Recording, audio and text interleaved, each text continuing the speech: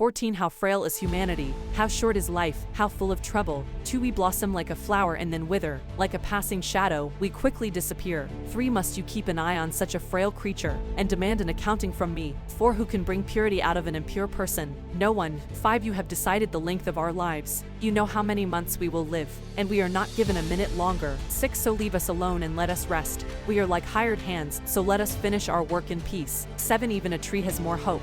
If it is cut down, it will sprout again, and grow new branches. 8 Though its roots have grown old in the earth, and its stump decays. 9 At the scent of water it will bud, and sprout again like a new seedling. 10 But when people die, their strength is gone. They breathe their last, and then where are they? 11 As water evaporates from a lake, and a river disappears in drought. 12 People are laid to rest and do not rise again. Until the heavens are no more, they will not wake up, nor be roused from their sleep. 13 I wish you would hide me in the grave, and forget me there until your anger has passed. But mark your calendar to think of me again. 14 Can the dead live again?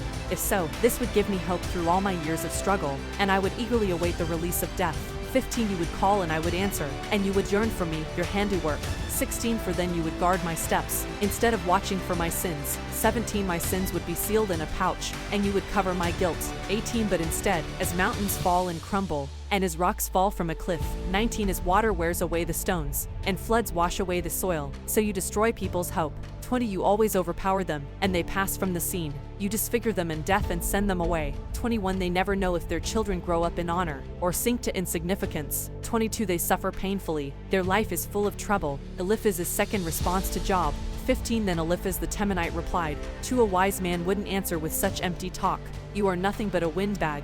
3 The wise don't engage in empty chatter. What good are such words? 4 Have you no fear of God, no reverence for him? 5 Your sins are telling your mouth what to say. Your words are based on clever deception. 6 Your own mouth condemns you, not I. Your own lips testify against you. 7 Were you the first person ever born? Were you born before the hills were made? 8 Were you listening at God's secret counsel? Do you have a monopoly on wisdom? 9 What do you know that we don't? What do you understand that we do not? 10 On our side are aged, gray-haired men, much older than your father. 11 Is God's comfort too little for you? Is his gentle word not enough? 12 What has taken away your reason? What has weakened your vision?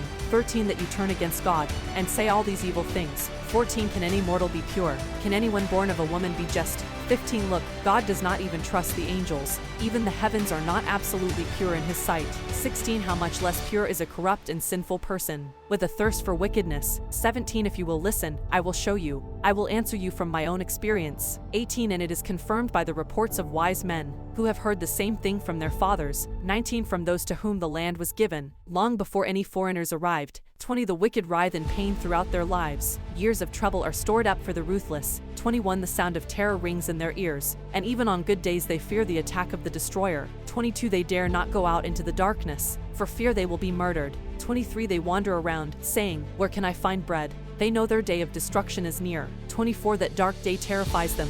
They live in distress and anguish, like a king preparing for battle. 25 For they shake their fists at God, defying the Almighty. 26 Holding their strong shields, they defiantly charge against him. 27 These wicked people are heavy and prosperous. Their waists bulge with fat. 28 But their cities will be ruined. They will live in abandoned houses that are ready to tumble down. 29 Their riches will not last, and their wealth will not endure. Their possessions will no longer spread across the horizon.